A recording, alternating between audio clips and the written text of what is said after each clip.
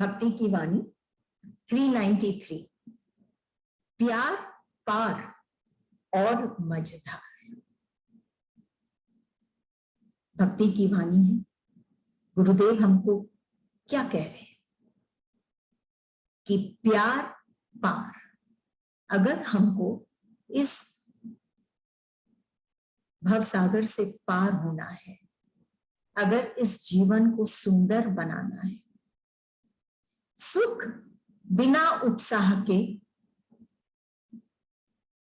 उसमें कोई सार्थकता नहीं। सुख है लेकिन उत्साह उससे ज्यादा जरूरी। उत्साह के बिना जीवन में कोई उमंग नहीं। सब रंग होते हुए भी कोई रंग नहीं। इसीलिए ये जो रंग है, ये रंग है प्यार का। प्यार ही एक ऐसा रंग है जो हमको ऐसा रंग देता है कि हम पार हो सकते हैं इस मझधार से। इस जीवन में हम आगे बढ़ सकते हैं। और प्यार वो हृदय में भी वो जागरण या वो जागृत अवस्था क्रिएट करती है, ये प्यार। और ये प्यार किसका, अब बात ये है कि प्यार किसका, कैसे और कब हम पा सकते हैं। प्यार हम अपने इष्ट से जब करते हैं, जो हमको सबसे ज्यादा हमारे जो करीब है, जिसको हम सबसे ज्यादा हम कहते हैं हमारा प्यारा है, तो ये सिर्फ बातें ही ना हो, लेकिन वास्तव में हम उसको प्यार करें, तब जाके हम अपने आप को प्यार करेंगे। क्योंकि वो इष्ट और कोई नहीं, हमारे ही भीतर बैठे एक भाव है। उस भाव से हम प्यार करने लग जाते हैं, अपने आप से प्यार करने लग जाते हैं। और ये जो संसार, जिसको कई बार कहा गया है, फिलोसोफर्स ने भी कहा कि ये तो एक क्रीड़ा स्थल है, एक खेल का मैदान है, जहां सब लोग अपना अपना खेल खेल रहे अपने ढंग से। लेकिन उस खेल का आनंद तभी वो पाता है जब वो इस प्यार से, इष्ट के प्यार से, इष्ट के भाव से, प्रभु के प्यार से वो ओतप्रोत है, तो वो आनंद पाता है। जीत में भी और हार में भी हर समय वो आनंद पाता है, तभी वो पार हो पाता है। नहीं तो दुख में, चिंता में, हार में वो रुक जाता है, और जो रुक जाता है वो सड़ जाता है। जो जल रुक जाता है वो सड़ जाता है। बहना जरूरी है। प्यार भी ऐसी चीज है जो जब हमारे भीतर में, हमारे हृदय में जब वो प्यार भर जाता है, प्यार से भर जाता है, तो उसको बहना भी जरूरी है। यही करते हैं संत, हमको इतना प्यार देते हैं क्योंकि वो प्यार से भरे हैं। और प्यार पाके सिर्फ उसको अपने तक सीमित रखें, ऐसा ये प्यार का स्वभाव ही नहीं, उसका अस्तित्व ही नहीं। प्यार है तो वो बहेगा। तो प्यार पार पाकर ही वो पार हो पाता है। सब कुछ पाते हुए भी भक्ति की वाणी है, वो इस संसार से, इस भव सागर से पार होना चाहता है। कैसे? गुरुदेव कहते हैं प्यार पाके, भाव पाके ही वो इस भव सागर से प्यार हो सकता है। कभी कभी शारीरिक तनाव रहता है, कभी मानसिक तनाव, कभी भावनात्मक तनाव, कोई भी तरह का तनाव इस संसार में हम रहते हैं, तो ये सब तनाव हमको घेरे ही रहते हैं। लेकिन इस जाल से मुक्त होना है, तभी तो आनंद आएगा इस संसार में। भगवान तक पहुंचना है। और एक बहुत सरल और सहज युक्ति हमको सद्गुरु देते हैं कि तुम प्यार कर। कोई बहुत मेहनत, कोई बहुत परिश्रम या कुछ करने की आवश्यकता नहीं। प्यार कर। प्यार करने से हम स्वतः ही ये सब तनाव से हम उठ जाते हैं और हम पार हो जाते हैं। इस जीवन को हम जी पाते हैं। और मझधार एक है हमारे जीवन में, मझधार में हम फंस जाते हैं कहीं कोई ना कोई परिस्थिति में, या फिर मझधार ये भी कि इस ना तो हम इस संसार का आनंद ले पाते हैं और न ही हम ईश्वर को जान पाते हैं, ईश्वर का प्रेम हम पाते हैं। तो ये मझधार में जो हम फंस गए, इसीलिए ये प्रेम करना बहुत जरूरी है, ये प्यार करना बहुत जरूरी है। यही गुरुदेव कहते। इनफैक्ट ये जो प्यार है वो इस भक्ति का मूल है। अगर भक्ति की वाणी है, भक्ति की राह पे हम चल रहे हैं, तो प्रथम में हमको प्यार करना पड़ेगा। प्यार करेंगे, विश्वास बढ़ेगा, हम खुद भवसागर से पार हो पाएंगे। नहीं तो हम बार बार रुकेंगे, हम बार बार हताश निराश होंगे, और जिस कारण से हम भक्ति कर रहे हैं वो हम नहीं पाएंगे, आनंद। अगली वाणी 394। ये रातें मुझे प्रिय, प्रियतम के लिए तारे गिने, रात रात न रही, प्रभात हुआ प्रेम का, दिन दीनता में न पीता। बहुत सुंदर वाणी है कि रात, अंधकार, एक भक्त जब तक वो ईश्वर का अनुभव नहीं करता, एहसास नहीं होता उसको अपने भीतर उस प्रेम और भाव का, ईश्वर का, तब तक अंधकार, तब तक रात। लेकिन गुरुदेव यहाँ क्या कह रहे, ये रातें मुझे प्रिय, कि ये रातों में अंधकार है, लेकिन अगर वो भक्त अपने इष्ट से मिलने के लिए व्याकुल है, तो ये रातें उसके लिए प्रिय है। क्यों? वो इष्ट को याद करता है, इष्ट से एक होना चाहता है, तो ये रातें प्रिय हो जाती है। प्रियतम के लिए तारे गिने, वो इंतजार करता है ये रात को, ये अंधकार, ये अंधकार दुख नहीं, उसके लिए तो ये रात प्रिय हो गया,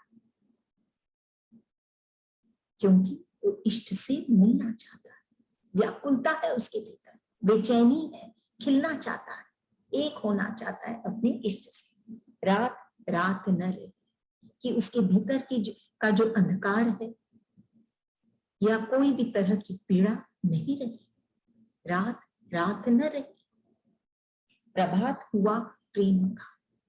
वो जो रात को, वो जो अपने इष्ट को जो याद किया वो भक्त, फिर क्या हुआ?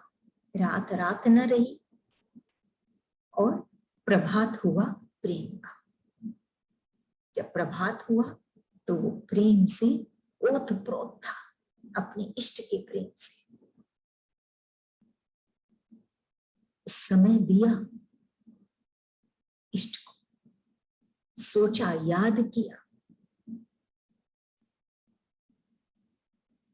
व्याकुल हुआ इष्ट के लिए, तब जाके प्रभात हुआ प्रेम का। नहीं तो प्रभात तो हो जाएगा स्थूल की दुनिया में, लेकिन फिर भी वो अंधकार ही बना रहेगा उसके जीवन में। रात तो बीत गई, सुबह भी हो गई, लेकिन अभी भी अंधकार है। अभी भी प्रभात नहीं, अभी भी उसको भात की ही चिंता है। प्रेम का प्रभात कहाँ हुआ, कब हुआ, कैसे हुआ? जब वो भक्त रात को अपने इष्ट को याद किया, तारे गिना उसके लिए, व्याकुल हुआ उसके लिए, तब जाके प्रेम का प्रभात हुआ। दिन दिन दीनता में न बीता, और फिर जब प्रभात हुआ प्रेम का, उसके बाद जो दिन बीता तो दीनता में नहीं बीता। दीनता एक ऐसी अवस्था है जो हमारी है ही नहीं। यही गुरुदेव कहते हैं, तुम दीनहीन नहीं हो, तुम तो धनी हो।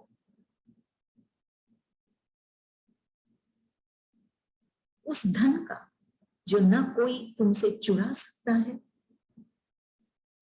और जितना बांटोगे उतना बढ़ेगा। ऐसे धन से तुम धनी हो जो शाश्वत है, जो हमेशा था, एक भक्त के पास आज भी है और कल भी रहेगा, हमेशा है। सत्य वो ऐसा, ऐसी शक्ति,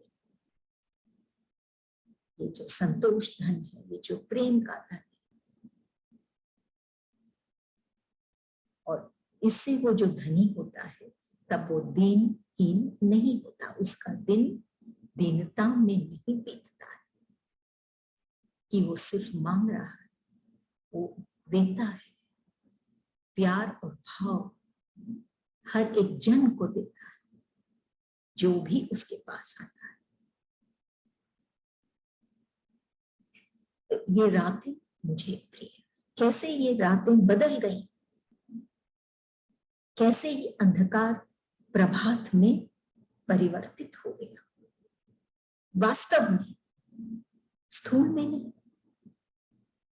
स्थूल में तो रात के बाद दिन होता ही है, लेकिन जब तक ये स्थिति मन में नहीं होगी, उसके भीतर अंतःकरण में नहीं होगा, तब तक वो दिन उसका दीनता में ही बीतेगा। जब ये अंधकार प्रभात में, प्रेम के प्रभात में जब बदल जाता है उसके अंतःकरण में, तब वो दिन दीनता में नहीं बीतता। उसकी तो कीमत बहुत ज्यादा हो जाती है, भाव से बहुत बढ़ जाती है उसकी। तो ये रातें मुझे प्रिय, गुरुदेव ही है जो हमको समझाते हैं कि ये रातें भी कैसे प्रिय हो सकती हैं। अंधकार है, लेकिन फिर भी कितना प्रिय हो सकता है अगर हम अपने प्रिय को याद करें। ऐसे घड़ी में, ऐसी स्थिति में, क्योंकि इष्ट तो रात में भी है, दिन में भी है, प्रभात में भी है, हर एक स्थिति में है, दुख में है, सुख में है, हर एक में। तो ये रात भी प्रेम का प्रभात हो जाता है। अगली वाली, उसी का ध्यान है, उसी का प्राण है, और मेरा अभिमानी है, क्यों परेशान है? उसी का ध्यान है, उसी का प्राण है, और मेरा अभिमानी है, क्यों परेशान है?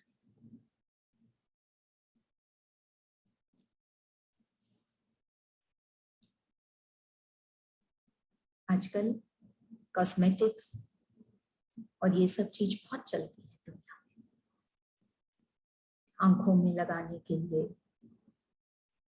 होठों पे, हर एक जगह के लिए अलग अलग पदार्थ है। एक चीज कहीं पे सुनी थी कि सबसे सुंदर कॉस्मेटिक जिससे उसकी सुंदरता और भी बढ़ सकती है आंखों की, वो है दया, रहम, जब इससे हम अपनी आंखों को सजा लेते हैं, तब उसकी सुंदरता और ज्यादा चार चांद लग जाती है। होंठों पर अगर हम ये स्माइल, ये मुस्कुराहट अगर हम अपने होठों पे देते हैं, मुस्कुराते हैं, तो उसकी सुंदरता और भी बढ़ जाती है। हाथों की सुंदरता कैसे बढ़ सकती है? जब हम कुछ करते हैं किसी के लिए और किसी के लिए, अन्य के लिए। हाथों की सुंदरता तो बढ़ती है, लेकिन हमारे हृदय में एक अलग आनंद भर जाता है। हमारे हृदय में उसकी सुंदरता हम कैसे बढ़ाएं? प्यार से। जब इस हृदय में, इस मन में प्यार भर जाता है, तब जाके उसकी सुंदरता बढ़ती। विडंबना की ये बात है कि प्यार नहीं, हम तो इस मन में पता नहीं क्या क्या भर लिए। कौन से विकार, कितना लोभ, स्वार्थ, बहुत कुछ हम भर लिए। किस किस को हम भर लिए, कैसे कैसे हम भर लिए। लेकिन जैसे हमने पहले भी चर्चा की, भर तो लिए, अब इसको खाली करना है। खाली करेंगे तो हम उससे भरेंगे जिससे हम हल्के हो जाएंगे। तो खाली कैसे करना है? सिर्फ इसको उल्टा देना है। इस मन को ईश्वर के चरणों में उल्टा देना है। बैठ जाना है इष्ट के चरणों में। अपने आप वो हमारे मन को खाली करते जाएंगे। कैसे? अच्छे भाव भर के, प्रेम भर के, प्रेम दे दे के, स्वतः ही जो निरर्थक है वो हटता जाए। तब कहते हैं उसी का ध्यान है। वो भक्त जब उसी का ध्यान कर रहा है,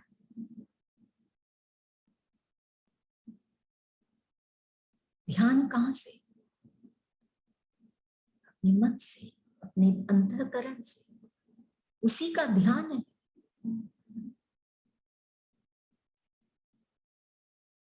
उस मन को वो खाली करना चाह रहा है, क्योंकि ये जो भर लिया है उससे वो भारी हो गया है। वो बोझ को वो ढो नहीं सकता। अब सदगुरु के चरणों में बैठने के बाद ये एहसास हुआ कि जब वो इष्ट का ध्यान करता है तो उसका मन खाली होता है, हल्का होता है, उड़ान भरता है। तो उसी का ध्यान है एक भक्त के अंतःकरण, उसी का प्राण है। उससे भी गहराई में जाता है वो भक्त, कि सिर्फ ध्यान में, मन में और हृदय में, पर उसके प्राणों में भी, वो प्राण भी उसी के ही है, उस प्रभु के ही है। क्यों? अगर एक मनुष्य चाहता है कि वो एक श्वास भी और ले ले खुद अपनी इच्छा से, तो वो नहीं ले सकता। वो प्राण भी वही है, उसी के दिए हुए है और वही है, वही प्रभु है। इन प्राणों में बसे ही नहीं, वो प्राण ही प्रभु है। उसी का प्राण है। प्रभु का प्राण भी हमारे प्राण है। मतलब कि इष्ट भी हमारे प्राण ही चाहते हैं। उसका प्राण भी हमारे ही प्राण है। ये कितनी गूढ़ बात है एक भक्त के साथ। ऐसी स्थिति है और निरभिमानी है कि उसके भीतर कोई भी अभिमान नहीं, अभिमान भी नहीं, क्यों? क्योंकि वो प्राण तो उसी के हैं। वो भक्त का के जो प्राण है वो कह ही रहे गुरुदेव कि वो उसी के प्राण है। तो उसका क्या रहा? ये प्राण नहीं तो वो नहीं, एक शव है, चेतना नहीं, जागृत नहीं।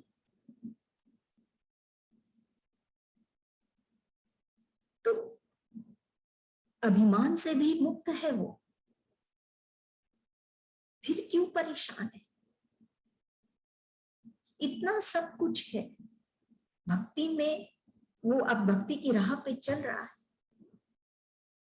सब कुछ है, उसको ईश्वर का ध्यान है, ईश्वर को ही अपना प्राण मानता है।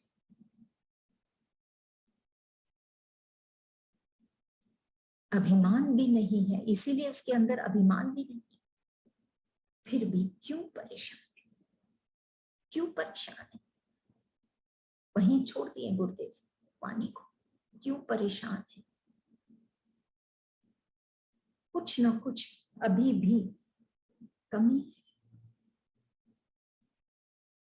उसी का ध्यान होकर भी वो अभी भी परेशान है।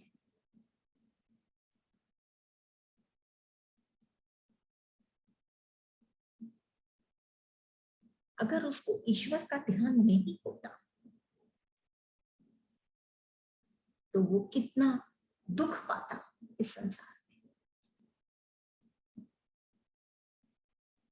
लेकिन एक पूर्णता से ध्यान है, प्राण मानता है, लेकिन उसके भी भीतर जब तक वो नहीं जाएगा,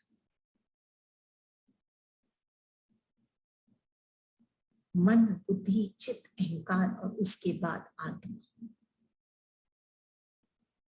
जो परमात्मा ही है, जब तक वो उससे नहीं जुड़ेगा, उसमें नहीं समाएगा,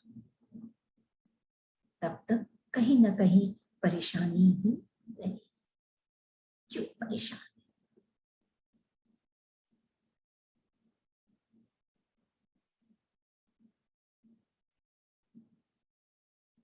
हम मनुष्य भी हम देखते हैं कई बार उसकी प्रकृति हो जाती है, सब कुछ होते हुए भी वो परेशान है, आदत सी बन गई है।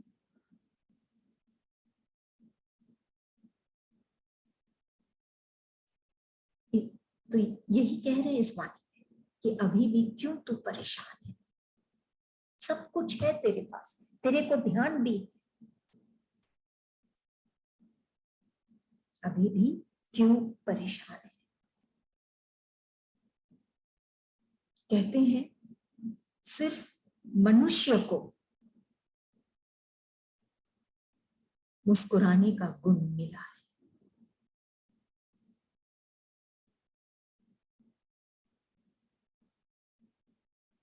तब गुरुदेव कहते हैं कि पत ऐसा ऐसा फूल बनो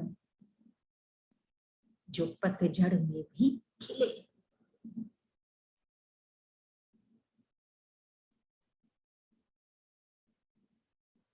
कि जो भी हो हमको खिलना ही है, ध्यान है उसका, लेकिन फिर भी वो कहीं ना कहीं परेशान है जब तक वो भाव में नहीं आएगा,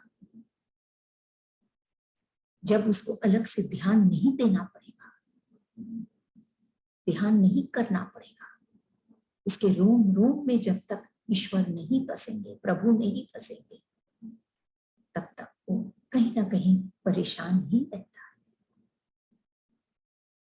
ऐसा फूल उसको बनना है जो पतझड़ में भी खिलता है, हर वक्त उसको मुस्कुराना है। कब होता है? जब हम कंप्लीटली समर्पण करते हैं, समर्पित होते हैं प्रभु पर, प्रभु के चरणों में, और उनका हम प्यार पाते हैं, एक्सेप्टेंस पाते हैं। एक है समर्पित होना और एक है उनका एक्सेप्टेंस पाना। कोई बात है कि वो ध्यान तो दे रहा है, उसका ध्यान तो उसी का ही है, ईश्वर का ही है उसका, लेकिन जब तक उसको ये एहसास नहीं होगा कि ईश्वर भी हमको ही ध्यान नहीं, हमारे भीतर ही बसते हैं, उनका प्यार, उनका एक्सेप्टेंस जब तक वो पाएगा नहीं ईश्वर का, तब तक वो भक्त एक परेशान ही रहेगा। और वो पा जाता है तब जाके वो आनंद में जीता है। और कभी भी वो अपने आप को अन्य लोगों के कारण या संसार के कारण कभी भी वो अपने आप को इंसल्टेड नहीं पाता है जब वो ईश्वर का एक्सेप्टेंस पा जाता है, इतनी ताकत आ जाती है उसमें।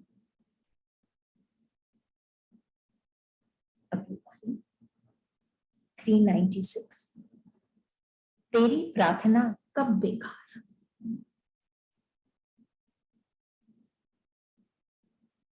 गुरुदेव कह रहे हैं कि प्रार्थना कभी भी बेकार नहीं होती।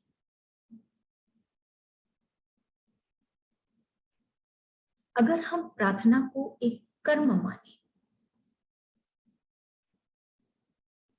तो हर कर्म का एक फल भी होता है, वैसे ही प्रार्थना का भी फल होगा। कभी भी प्रार्थना बेकार नहीं होती,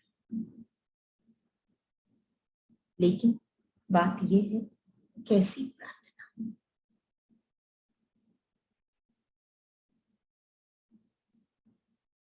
पहले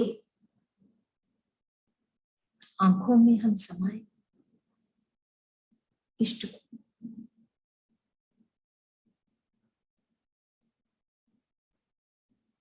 आंखों को हम विमल करें, दृष्टि को हम विमल करें प्रभु के दर्शन से, और फिर वो दो आंखों से वो हमारे इस मन में उतरती है। ये जो दृष्टि है ये हमारे मन में उतरती है। मन में जब उतरती है तब फिर वो और गहराई में चली जाती है। फिर जब हम प्रार्थना करते हैं तो उस प्रार्थना में कोई कुछ ऐसी बात होती है जो कभी भी बेकार नहीं जा सकती। मतलब कि प्रार्थना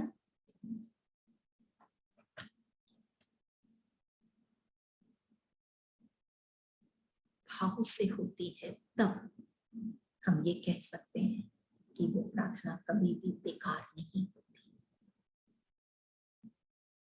क्योंकि प्रार्थना सिर्फ शब्द ही नहीं जो हम कह रहे हैं, बल्कि उस शब्दों में जो भाव है वही प्रार्थना है, और वही प्रभु स्वीकार करते हैं उस भाव को। प्रार्थना तो सब जन कर सकते हैं, शब्दों का अगर एक संग्रह हो, लेकिन बेकार नहीं। उस प्रार्थना में कोई, हर प्रार्थना में बने, लेकिन जो प्रार्थना भाव से होता है, उस शब्दों का जो भाव है वो ईश्वर को जब छूता है, सबसे पहले तो वो भक्त को छुए, स्वतः ही ईश्वर को छूता है, तब जाके वो प्रार्थना में बल होता है, वो बेकार नहीं होता।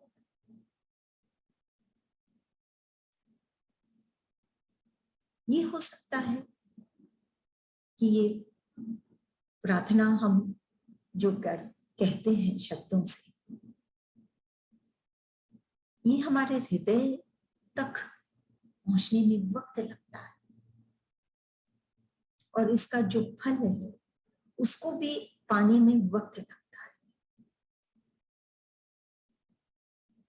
लेकिन ऐसा नहीं होता कि उसका फल हम नहीं पाते। अगर हमको कुछ तुरंत चाहिए, शीघ्रता से चाहिए। वो प्रार्थना हम किए और फिर हम बेचैन हो गए कि फल नहीं मिला, तो हम प्रार्थना ही सही ढंग से नहीं किए, उस स्थान से नहीं किए जिस स्थान से वो बेकार नहीं जाता, उसके अंतःकरण से, हृदय से, भाव से।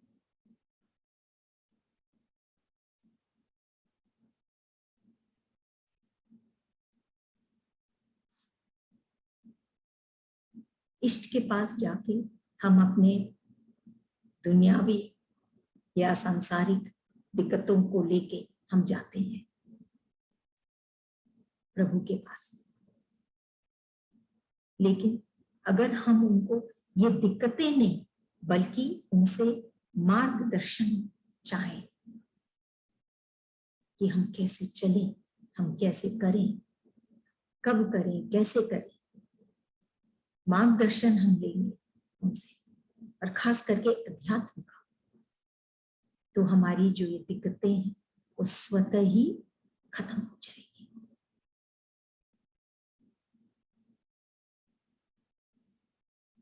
ये तो बात है कि हम इष्ट के पास जाके हम कैसे प्रार्थना करते हैं, हम क्या मांगते हैं,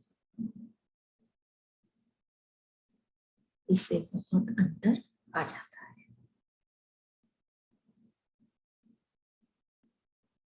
तो गुरुदेव तेरी प्रार्थना बेकार, अगर हृदय से, अंतःकरण से, भाव से अगर प्रार्थना की गई है तो सिर्फ वो शब्दों का एक बात नहीं है, उसका जो भाव है उन शब्दों में वो जाके कहीं ना कहीं ईश्वर को छूता है जो हमारे ही भीतर है।